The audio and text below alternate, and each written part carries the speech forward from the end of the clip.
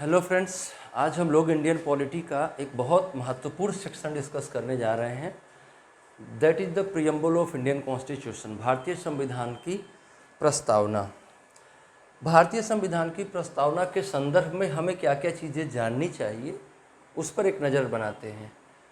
सबसे पहली चीज़ कि भारतीय संविधान की प्रस्तावना क्या है, कैसे उसका विकास हुआ, क्यों प्रस्तावना की आवश्यकता होती है, उस पर थोड़ी सी बात।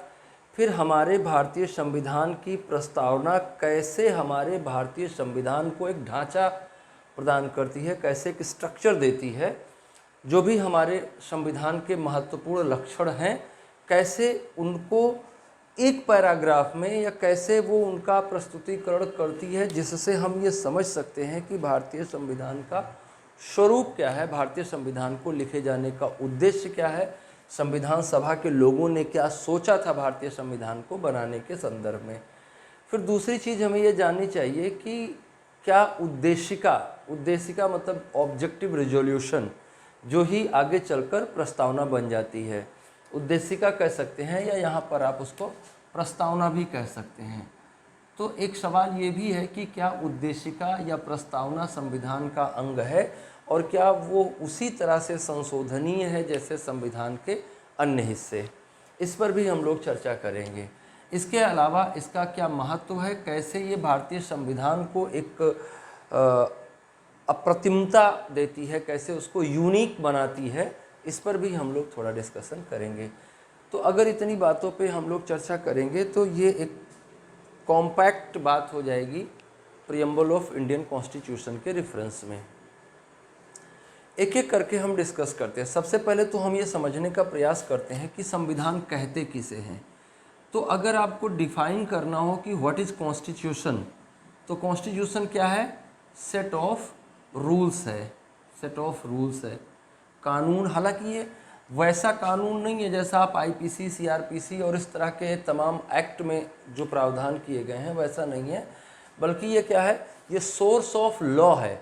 जो भी किसी भी देश में प्रवृत्त होने वाली विधियां होती हैं, किसी भी डिफाइंड टेरिटोरी में जो भी रूल्स लागू किए जाते हैं, जो भी रेगुलेशंस बनाए जाते हैं, जो भी लॉज बनाए जाते हैं, उनका सोर्स क्या होता है?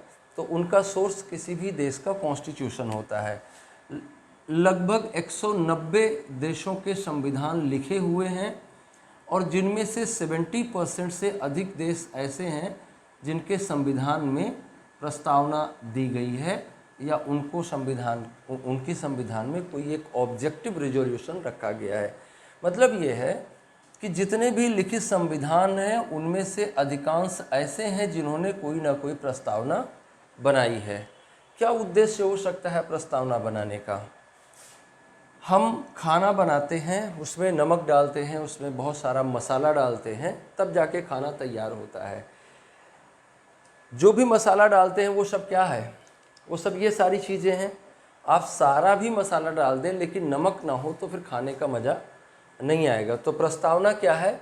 सारे मसाले की गुणवत्ता को बढ़ाने वाला या उसकी यूटिलिटी को दिखाने वाला एक प्रावधान है, एक व्यवस्था है। तो प्रस्तावना वैसे समझ लीजिए जैसे खाने का नमक है। अगर आपने सब्जी में नमक डाला है तो सब्जी के जितने भी इंग्रेडिएंट्स आपने डाले हैं सब्जी में, वो नमक सभी में घुला हुआ है। तो ऐसे ही प्रस्तावना क्या है? भारतीय संविधान के जितने भी इंग्रेडिएंट्स हैं, मतलब कि जितने भी प्रोविजंस हैं इंडियन कॉन्स्टिट्यूशन में, उन सब में कौन मिला हुआ है? प्रस्तावना मिली हुई है। किसी भी इंग्रेडिएंट को समझने में, किसी भी सेट ऑफ रूल को समझने में, संविधान के किसी भी भाग को समझने में, संविधान के किसी भी प्रावधान को समझने में, संविधान के किसी भी अंग को समझने में अगर हमें कोई भी असुविधा होती है तो हम उसका रेफरेंस कहाँ से ले सकते हैं या उसकी बेहतर व्याख्या कहाँ से दे सकते हैं? हम ये देख सकते हैं कि प्रस्तावना में हमारी प्रस्तावना में किन बातों को ध्यान में रखा गया है। जैसे आप एग्जाम्पल से समझिए कि हमने प्रस्तावना में 42nd अमेंडमेंट किया। क्यों किया 42nd अमेंडमेंट? क्यों जो चीज़ें हमने 42nd अमेंडमेंट में डाली कॉन्स्टिट्यूशन, प्रियम्बल ऑफ कॉन्स्टिट्यूशन में, वो पहले से हमारे संविधान के किसी न किसी हिस्से में थी। हमने पंथ निरपेक्षता डाला, 42nd अमेंडमेंट के द्वारा। हमने 42nd अमेंडमेंट के द्वारा समाजवाद डाला, और हम जानते हैं कि ये सारे प्रोविजंस है, समाजवाद है, तो समाजवाद का प्रावधान हमारे संविधान के डीपीएसपी में पहले से ही किया गया था। आर्थिक समानता के सिद्धांतों के बारे में बताया गया था। और अगर हम पंथ निरपेक्षता की बात करें तो आर्टिकल 25 से लेकर आर्टिकल 28 के बीच में पहले से ही प्रोविज़न किया गया था, जहाँ पर पंथ निरपेक्षता आपको दिखाई देगी। तो जब फंडामेंटल राइट में था, जब डीपीएसपी में जो प्रोविज़न थे उनको फिर हम, और हमारे प्रियम्बल में नहीं थे, और हम क्या मानते आ रहे हैं कि प्रियम्बल वो प्रोविज़न है, ये प्रियम्बल वो सेट ऑफ वर्ड्स है जो पूरे संविधान की व्याख्या करता है। तो पूरे संविधान के सभी अंगों की व्याख्या करने का काम जो करता है वो प्रस्तावना है। इसलिए हमने कहा कि जो बाकी के संविधान में जो चीज़ें हैं और हमारी प्रस्तावना में वो नहीं है, उनको हम अमेंड करके डाल दें। तो इसलिए हमने 42nd अमेंडमेंट किया। पॉइंट इज दिस कि प्रस्तावना बहुत महत्वपूर्ण हिस्सा है किसी भी संविधान का, किसी भी लीगल डॉक्यूमेंट का। जहाँ पर हम कोई भी वर्ड्स अगर डिफाइन नहीं कर पाते हैं आगे पढ़ने के क्रम में, आगे उसके अध्ययन के क्रम में, तो हम प्रस्तावना से उसको समझने का प्रयास करते हैं, प्रस्तावना से संबद्ध करके उसकी समुचित व्याख्या निर्मित कर पाते हैं। ये हमारा उद्देश्य होता है। जब संविधान सभा की बैठक शुरू हुई, जैसा कि हम लोग जानते हैं, संविधान सभा की बैठक दिसंबर 1946 में प्रारंभ हुई। संविधान सभा बनी, संविधान सभा की बैठक शुरू हुई। संविधान सभा की बैठक में सबसे पहला काम जो आया वो आया ऑब्जेक्टिव रिजोल्यूशन का, कि संविधान लिख क्यों रहे हैं हम, संविधान लिखे जाने का उद्देश्य क्या है। और ऑब्जेक्टिव रिजोल्यूशन तैयार करने की जिम्मेदारी किसके पास थी? पंडित जवाहरलाल नेहरू के पास थी, कि आप इस संविधान सभा का एक उद्देश्य तय करें कि ये संविधान सभा वास्तव में भारत में किन मूल्यों की स्थापना के लिए बनाई गई है, या जो ये संविधान सभा जो संविधान बनाने जा रही है वो भारत में किस तरह के मूल्यों की स्थापना करेगा, किस तरह से भारत के संविधान को बनाएगा। तो देखिए ना कैसे कैसे मूल्य आपके सामने लिखे गए हैं, कि भारत का नेचर बताया गया है, फिर न्याय की अवधारणा दी गई है कि कौन कौन सा तरह का न्याय होगा, स्वतंत्रता की अवधारणा दी गई है, समानता की अवधारणा दी गई है, राष्ट्र की एकता और अखंडता को बढ़ाने की अवधारणा दी गई है। तो पॉइंट ये था कि हम ये डिसाइड करें कि ये जो कॉन्स्टिट्यूएंट असेंबली बनाई गई है इसका एक्चुअल में क्या ऑब्जेक्टिव है, ये क्या करने जा रही है, जो संविधान बनेगा उसका उद्देश्य क्या होगा। तो उसको डिफाइन करने के लिए पंडित जवाहरलाल नेहरू ने एक ऑब्जेक्टिव रिजोल्यूशन पेश किया, संविधान सभा के समक्ष एक उद्देशिका प्रस्ताव प्रस्तुत किया।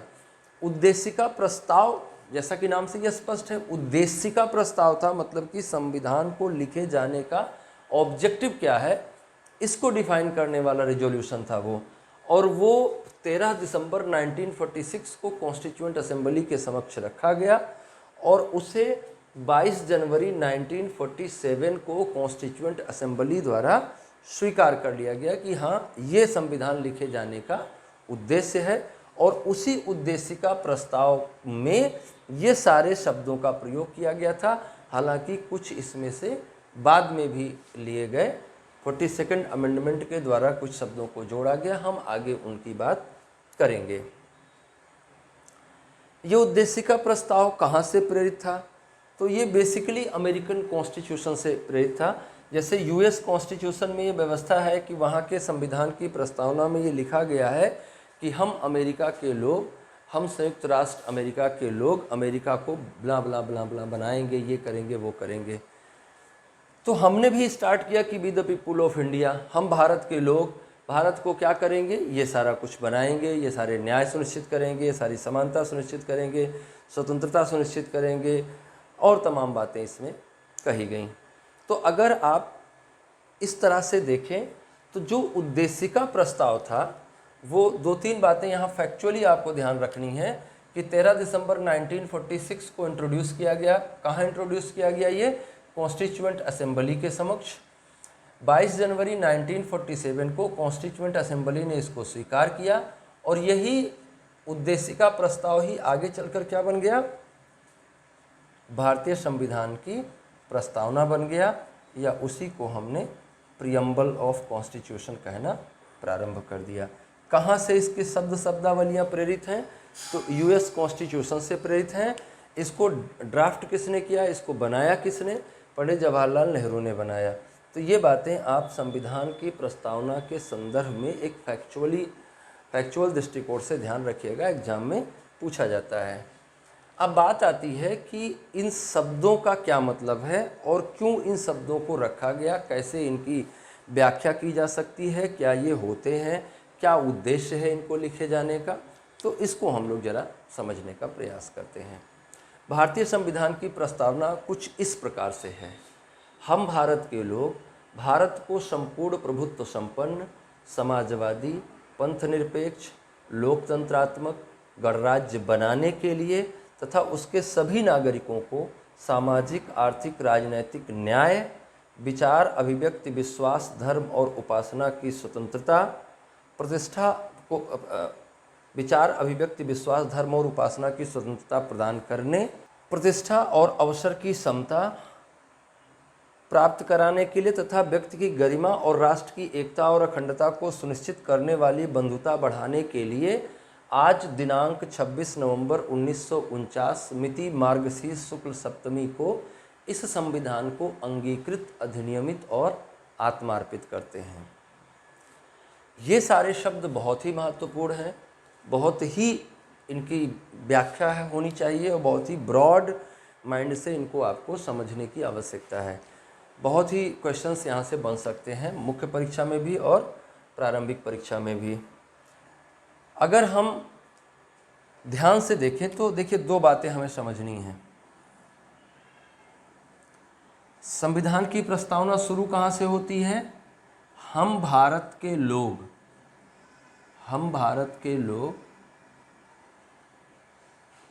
फिर बहुत सारी बातें इसमें कही गई हैं जो इधर आपके सामने लिखी हुई हैं। फिर लास्ट में क्या है?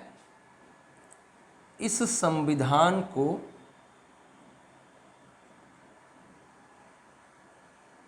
अंगीकृत,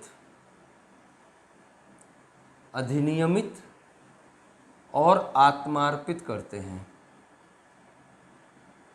ये बड़े काम की लाइन है।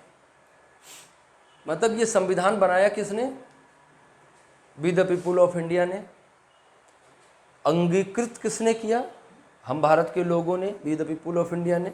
अधिनियमित किसने किया? We the people of India ने। आत्मार्पित किसने किया? हम भारत के लोगों ने।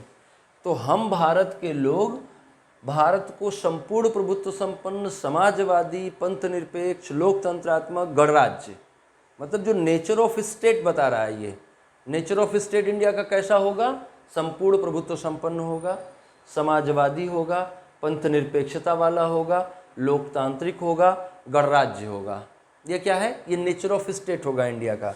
ये नेचर ऑफ स्टेट कैसे, कौन तय कर रहा है कि नेचर ऑफ स्टेट यही होगा?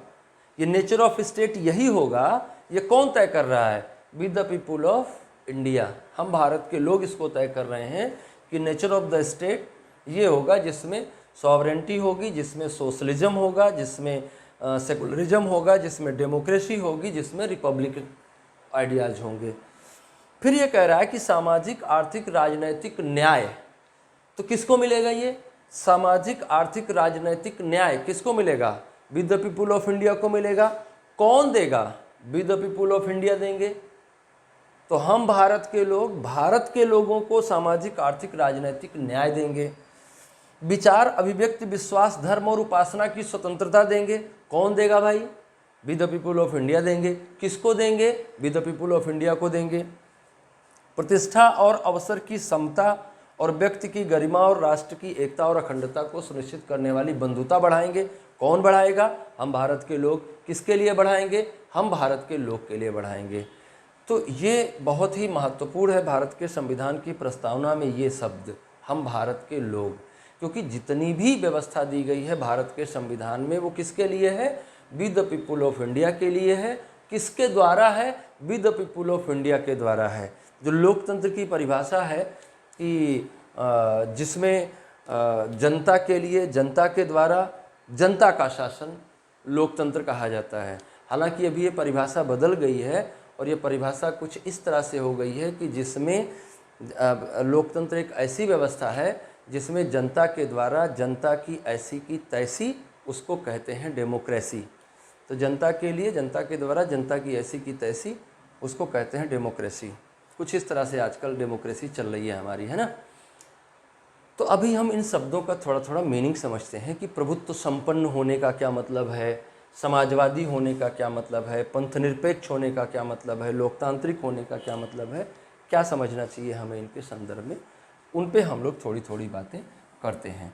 ये जो 4-5 की वर्ड्स हैं हमारे प्रियम्बल के, इनके बारे में जानना बहुत ज़रूरी है। सबसे पहला शब्द है, सबसे पहले तो आपने देखा कि हम भारत के लोग, ये बहुत महत्वपूर्ण कीवर्ड है, हम भारत के लोग ही सब कुछ कर रहे हैं, है ना। अब दूसरी बात यह है कि संपूर्ण प्रभुत्व संपन्न का क्या मतलब होता है, सॉवरेंटी का क्या मतलब होता है, प्रभुत्व संपन्नता का क्या मतलब होता है। तो संपूर्ण प्रभुत्व संपन्न होने का मतलब, है ना, प्रभुत्व संपन्न होना क्या है, प्रभुत्व संपन्नता का मतलब होता है कि हमारे निर्णय लेने की प्रक्रिया में, हमारे निर्णयन की प्रक्रिया में कोई भी दूसरी शक्ति का हस्तक्षेप नहीं होगा, किसी भी दूसरी शक्ति का हस्तक्षेप नहीं होगा। मतलब कि प्रभुत्व संपन्नता को अगर इस तरह से हम देखें तो ये दो हिस्सों में हम बांट सकते हैं, आंतरिक प्रभुत्ता और बाह्य प्रभुता।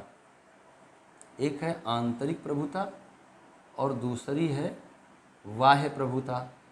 आंतरिक प्रभुता का मतलब क्या है कि हम इंटरनल रूलिंग में जो भी हमें रूल्स रेगुलेशंस बनाने होंगे, इनके लिए हम किसी दूसरी पावर पर डिपेंडेंट नहीं होंगे, किसी दूसरी सत्ता पर निर्भर नहीं करेंगे, हम पूरी तरह से स्वतंत्र होंगे किसी भी तरह का नियम कानून बनाने के लिए इंटरनल इश्यूज पे। हम किसी दूसरे देश के साथ कैसा संबंध रखना चाहते हैं, हम पाकिस्तान के साथ कैसा संबंध रखना चाहते हैं, इसके लिए हम पूरी तरह से स्वतंत्र होंगे। हम अमेरिका के साथ कैसा संबंध रखना चाहते हैं, हम चाइना के साथ कैसा संबंध रखना चाहते हैं, इसके लिए हम पूरी तरह से स्वतंत्र होंगे। लेकिन यहाँ पर एक मुद्दा खड़ा होता है, मुद्दा ये खड़ा होता है कि हमारी जो एक्सटर्नल सॉवरेंटी है, जो बाह्य संप्रभुता है, वो बहुत सारे इंटरनेशनल ऑर्गेनाइजेशंस के द्वारा रेगुलेट की जाती है। कई बार हम दूसरे देशों के भी इंटरफेरेंस को एक्सेप्ट करते हैं अपनी फॉरेन पॉलिसी को डिटरमाइन करने में, फॉरेन पॉलिसी को ड्राइव करने में। तो कई बार वो हम देखते हैं कि बहुत सारे इंटरनेशनल ऑर्गेनाइजेशंस उसमें इंटरफेयर करते हैं, कई बार हम देखते हैं कि बहुत सारे देश उसमें इंटरफेयर करते हैं। तो जब हम किसी भी इंटरनेशनल ऑर्गेनाइजेशन के पर्सपेक्टिव को अपने फॉरेन पॉलिसी के साथ एसोसिएट करते हैं, तो हम क्या प्रभुत्व संपन्न रह जाते हैं या वो हमारी प्रभुत्व संपन्नता पर कोई सवाल खड़ा करता है। ये बहुत बड़ा सवाल है।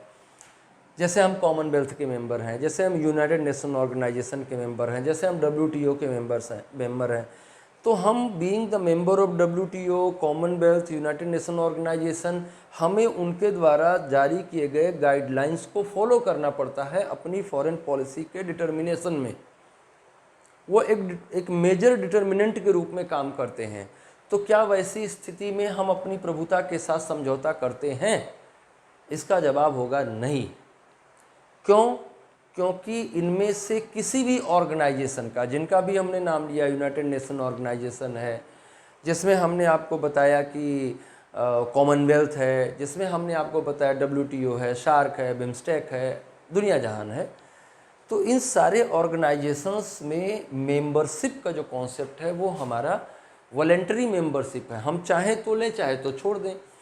तो अगर हम कोई भी चीज़ जानबूझ कर लेते हैं तो ऑब्वियसली उसमें हमारा कोई फ़ायदा होता है। तो अगर हमने अपने राष्ट्र के हित को ध्यान में रखकर फॉरेन पॉलिसी में कोई चेंज किया, या किसी दूसरे इंटरनेशनल ऑर्गेनाइजेशन के द्वारा या किसी दूसरे राष्ट्र द्वारा दी गई सलाह को या तय किए गए मानक को हमने मान लिया, तो ये किसी भी तरह से हमारी प्रभुता पर रोक नहीं है। और भारत इन सारे ऑर्गेनाइजेशंस का मेंबर होते हुए भी कैसा देश है? संपूर्ण प्रभुत्व संपन्न राष्ट्र है, सॉवरेन कंट्री है। Is it clear? दूसरा टर्म है Samajwadi. Samajwadi basically 42nd amendment के द्वारा 42nd अमेंडमेंट 1976 के द्वारा भारत की प्रस्तावना में जोड़ा गया। केशवानंद भारती 1973, उस पर हमने एक अलग से वीडियो भी बनाया है, कभी आपको मौका लगेगा तो देखिएगा। तो केशवानंद भारती के केस में डिफाइन किया गया कि भाई संविधान संशोधन की शक्ति जो है वो पार्लियामेंट को अनंत है, बस वो संविधान के बेसिक स्ट्रक्चर को चेंज नहीं कर सकती है। तो बेसिक स्ट्रक्चर को बनाए रखते हुए वो संविधान संशोधन कर सकती है। इससे पहले इनरी बेरुवारी के केस में 1960 में ये कहा गया कि संविधान प्रस्तावना संविधान का अंग नहीं है, इसलिए आर्टिकल 368 के तहत उसको संशोधित नहीं किया जा सकता। लेकिन बाद में केशवानंद भारती में कहा गया कि उसको भी संशोधित किया जा सकता है, जिसका लाभ लेकर 1976 में इसका संशोधन किया गया और एक शब्द जोड़ा गया, जिसे हम 3 शब्द जोड़े गए। अभी बारी बारी हम सबकी बात करेंगे, पहले हम बात कर रहे हैं समाजवाद की। तो 42nd अमेंडमेंट 1976 के द्वारा इसे भारतीय संविधान की प्रस्तावना में शामिल किया गया। समाजवाद बेसिकली क्या है?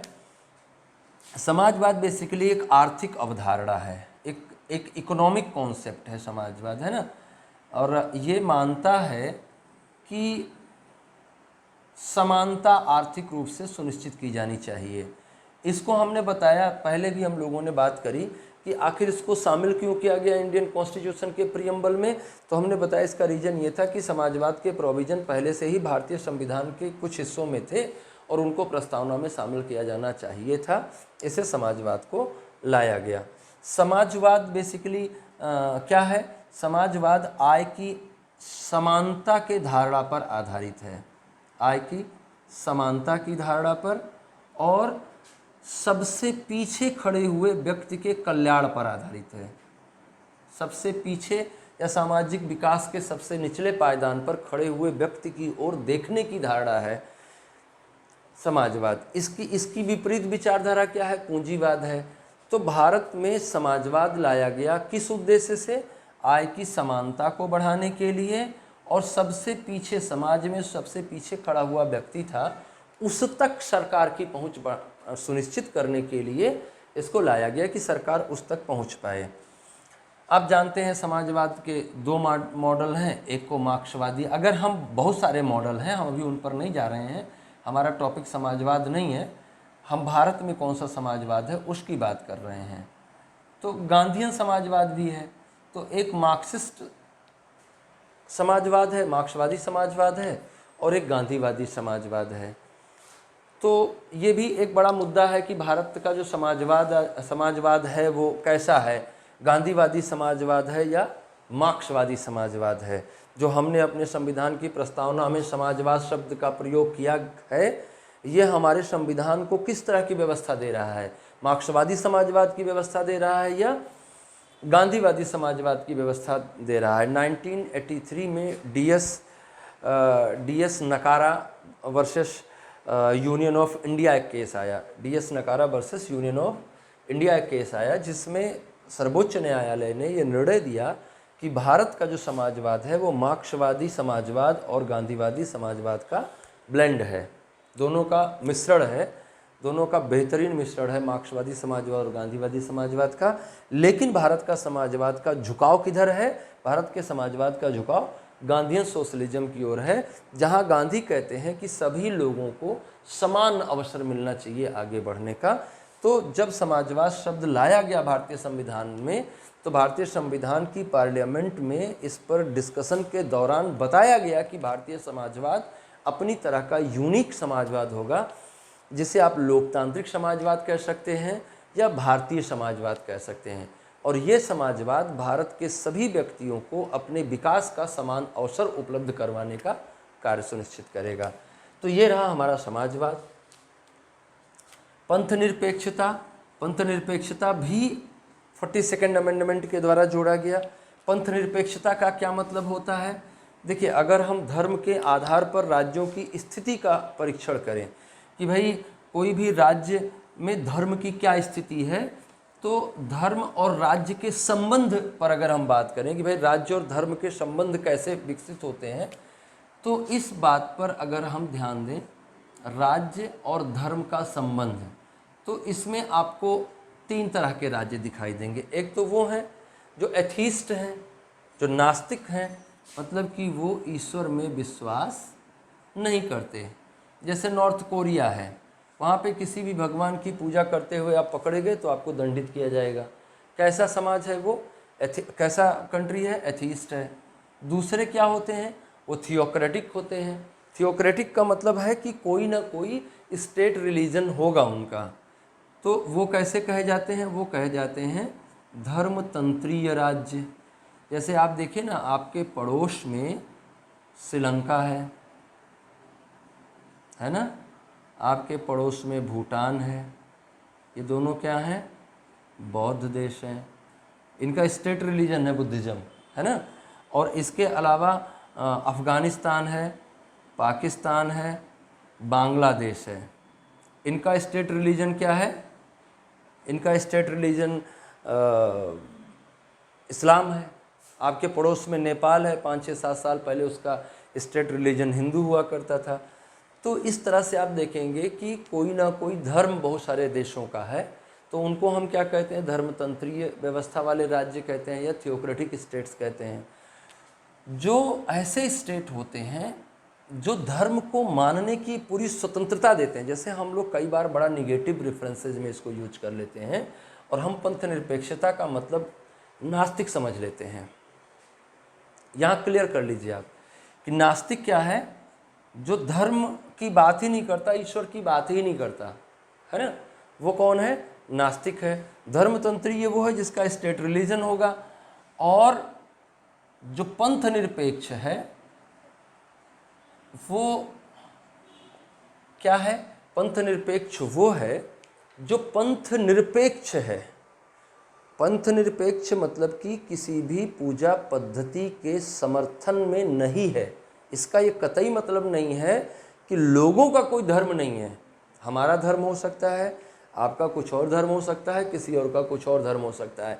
और being the part of state machinery भी हमारा कोई धर्म हो सकता है। जैसे हमारे देश के प्रधानमंत्री का कोई अपना व्यक्तिगत धर्म हो सकता है, वो सिख धर्म हो सकता है, वो हिंदू धर्म हो सकता है, वो इस्लाम हो सकता है, वो क्रिश्चियनिटी हो सकती है, कोई भी रिलीजन हो सकता है। लेकिन हमारे स्टेट का कोई भी पैसा हम किसी विशिष्ट धर्म के लिए नहीं खर्च करेंगे, या हमारी सरकार किसी विशिष्ट धर्म को कोई संरक्षण नहीं देगी। ये व्यवस्था क्या कही जाएगी, ये व्यवस्था पंथ निरपेक्षता कही जाएगी। मतलब कि पंथ हैं, धर्म है, बट हम क्या हैं उनके लिए, हम उनके लिए निरपेक्ष भाव रखते हैं। आपका जो मन में आए वो धर्म पालन करने के लिए आप स्वतंत्र हैं। Is it clear. तो इंडिया इस पूरे खांचे में कहाँ आएगा, इंडिया यहाँ आएगा, भारत पंथ निरपेक्ष है। अब एक शब्द और हम यूज कर सकते थे इसके स्थान पर, वो है धर्मनिरपेक्ष। पंथ निरपेक्षता और धर्मनिरपेक्षता ये दो शब्द हैं, तो हम क्यों इनको इस तरह से बोलते हैं, हम क्यों नहीं इसको धर्मनिरपेक्ष बोलते हैं। हम धर्मनिरपेक्ष इसलिए नहीं बोलते क्योंकि देखिए धर्म शब्द जो है ये बड़ा क्लियर कट डिफाइंड नहीं है। रिलीजन शब्द जो है उसका ब्रिटिश इंसाइक्लोपीडिया, बेसिकली अंग्रेजी भाषा का शब्द है रिलीजन, और उसका इंसाइक्लोपीडिया में जो मीनिंग है वो ये है कि विशेष प्रकार की पूजा पद्धति का पालन करने वाले लोगों का समूह जो है वो रिलीजन कहा जाता है। मतलब रिलीजन क्या है, किससे जुड़ा हुआ है, पूजा पद्धति से जुड़ा हुआ है। लेकिन अगर धर्म शब्द को हम इंडियन कंटेक्स्ट में देखें तो क्या है, इंडियन कंटेक्स्ट में कहीं भी धर्म पूजा पद्धति से नहीं जोड़ा गया है, बल्कि धर्म को कर्तव्य के साथ एसोसिएट किया गया है। बहन की रक्षा करना भाई का धर्म है, पिता की सेवा करना बेटे का धर्म है, माता पिता की सेवा करना बेटे का धर्म है, प्रकृति की रक्षा करना हमारा धर्म है। तो बहुत सारी ऐसी बातें हैं जो हमारे कर्तव्य के रूप में हम पालन करते हैं, लेकिन उनके लिए हम शब्द क्या प्रयोग करते हैं, धर्म प्रयोग करते हैं। तो अगर हम कहते कि इंडिया क्या है, धर्मनिरपेक्ष है, तो हो सकता है इसका संदर्भ क्या निकालते हम कि कर्तव्य निरपेक्ष है, क्योंकि धर्म और कर्तव्य में हमारे यहाँ बहुत ही समानता है। पंथ किस आधार पर बढ़ते हैं, पंथ बढ़ते हैं पूजा पद्धति के आधार पर। और रिलीजन शब्द को भारत में रिलीजन शब्द का भारत में सही मीनिंग जो है हिंदी भाषा में वो है पंथ निरपेक्षता। तो इसलिए यहाँ धर्म निरपेक्षता ना रखकर हमने क्या रख दिया, पंथ निरपेक्षता रख दिया।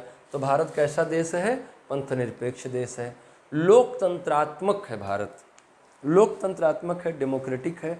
डेमोस्क्रेटिया, दो शब्द हैं लैटिन ओरिजिन के दो वर्ड हैं, डेमोस और क्रेटिया। डेमोस का मतलब होता है लोग और क्रेटिया का मतलब होता है शासन। Demos and kratia, the two words from Latin origin, Latin origin के दो वर्ड्स हैं ये, डेमोस एंड क्रेटिया। डेमोस का मतलब होता है लोग और क्रेटिया का मतलब होता है शासन। मतलब कि लोगों का शासन क्या है, लोगों का शासन लोकतंत्र है, लोगों का शासन डेमोक्रेसी है, डेमोक्रेटिया है, डेमोस्क्रेटिया है। तो लोगों का शासन कैसा होगा भाई, लोगों का शासन तो दो तरह से हो सकता है, एक को हम कहते हैं प्रत्यक्ष लोकतंत्र और एक को कहते हैं अप्रत्यक्ष लोकतंत्र।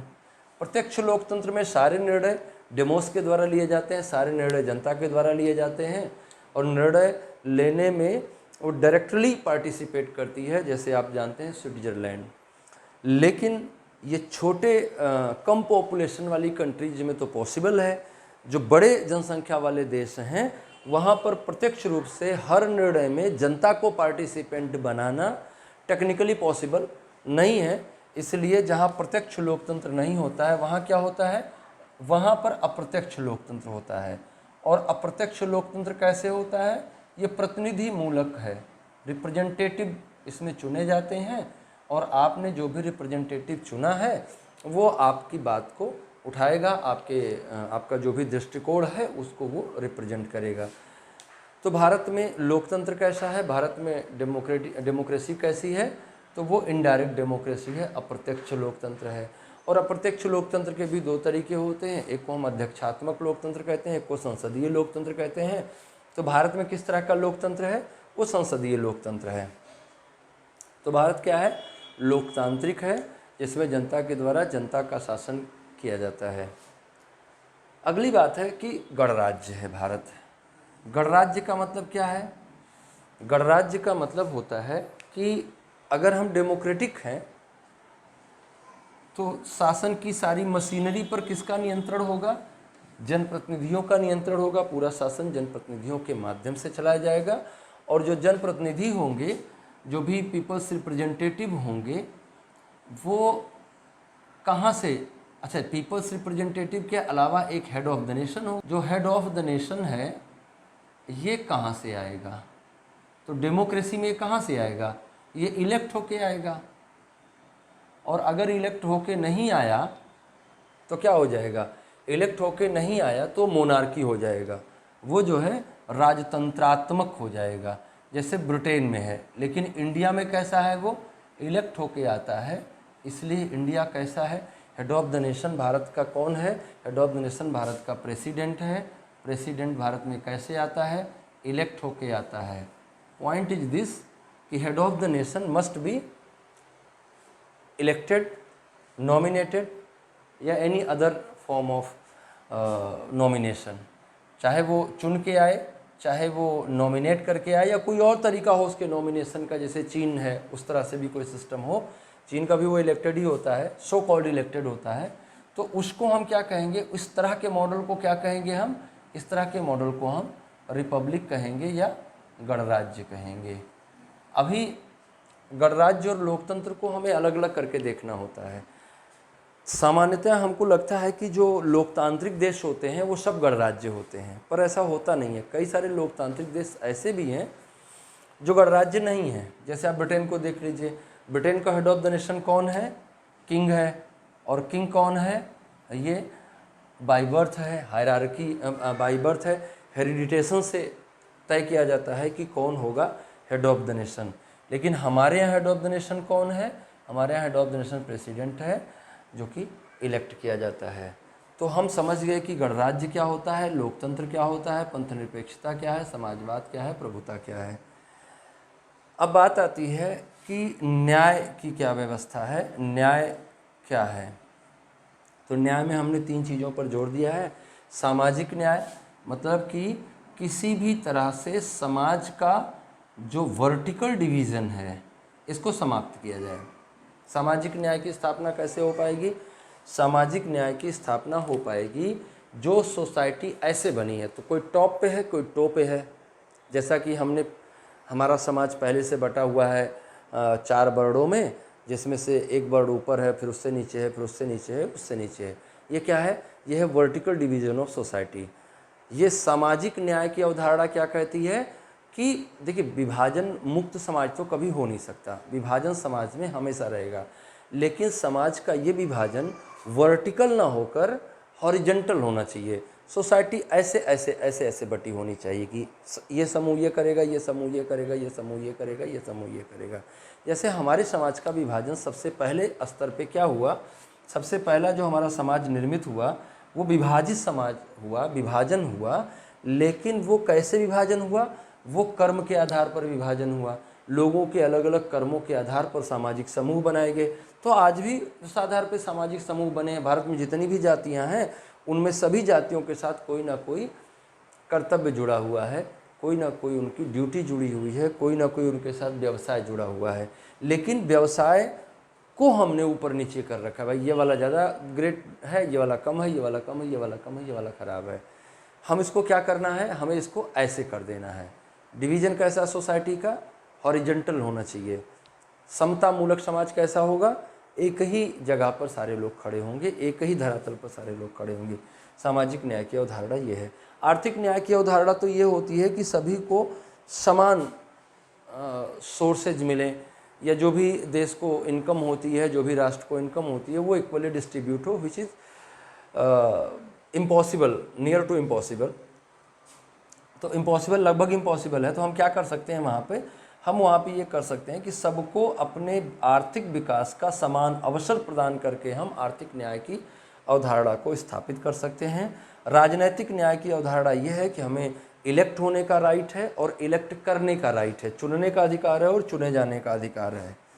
विचार, अभिव्यक्ति, विश्वास, धर्म और उपासना की स्वतंत्रता, प्रतिष्ठा और अवसर की क्षमता प्राप्त कराने तथा उन सब में व्यक्ति की गरिमा और राष्ट्र की एकता और अखंडता को सुनिश्चित करने वाली बंधुता को बढ़ाने के लिए आज दिनांक 26 नवंबर 1949 स्मृति मार्क्सिस्ट शुक्ल सप्तमी को इस संविधान को अंगीकृत, अधिनियमित और आत्मार्पित करते हैं।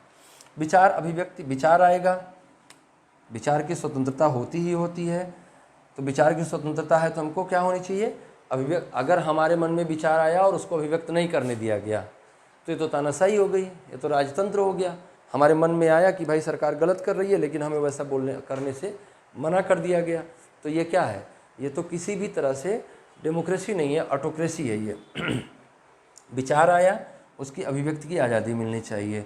तो विचार और अभिव्यक्ति दोनों एक दूसरे से जुड़े हुए हैं।